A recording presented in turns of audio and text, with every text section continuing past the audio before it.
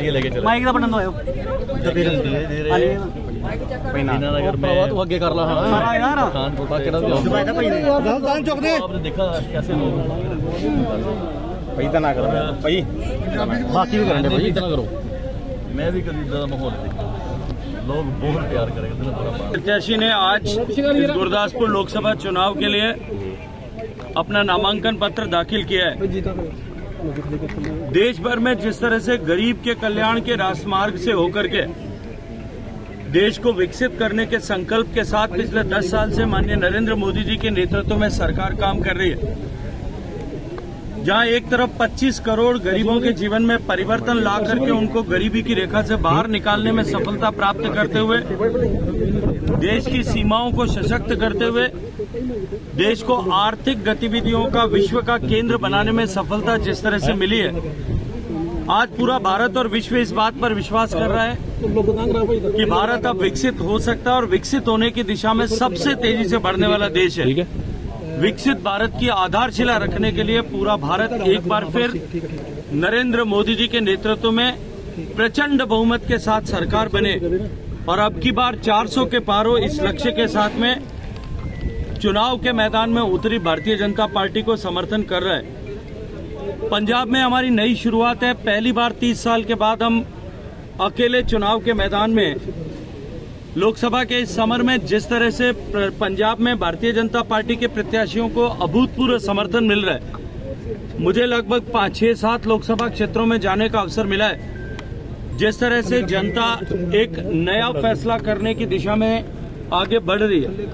मैं विश्वास के साथ में कह सकता हूं कि भारतीय जनता पार्टी की ये शुरुआत अब की बार चमत्कारी परिणाम देने वाली होगी और हम we are going to begin with a great mandate and majority. इसके साथ में जिस तरह से कांग्रेस पार्टी का चरित्र अब उद्घाटित हो रहा है, कांग्रेस पार्टी जिसने हमेशा ही देश को बांटने का षड्यंत्र किया, अपनी सत्ता लोलुपता और अपनी महत्वाकांक्षाओं के लिए, अपनी महत्वाकांक्षाओं की पूर्ति के लिए जिस तरह से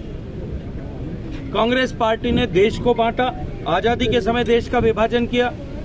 देश को जाति, भाषा, बोली, धर्म, मजहब, ऊंच नीच, अमीर गरीब के नाम पर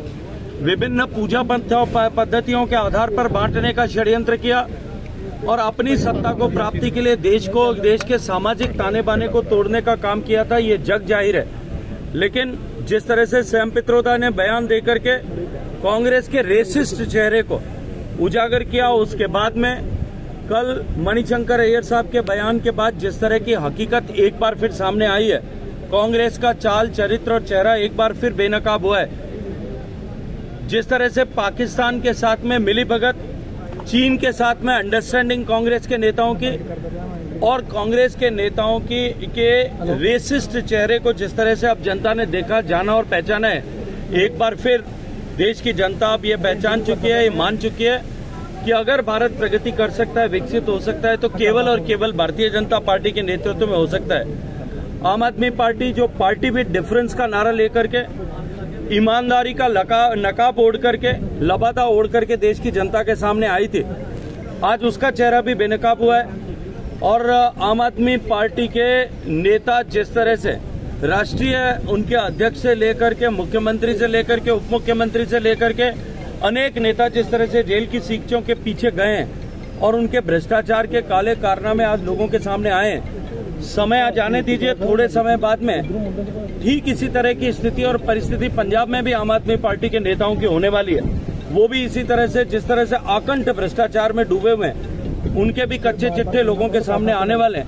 पंजाब की जनता ने विधानसभा के चुनाव में जिस तरह से पलक पावड़े बिछा करके आम आदमी पार्टी के नेताओं का स्वागत किया था और उनको सत्ता में आने का अवसर प्रदान किया था, आज पंजाब की जनता त्राहिमाम करती है, अपने आप को ठगा हुआ महसूस करती है।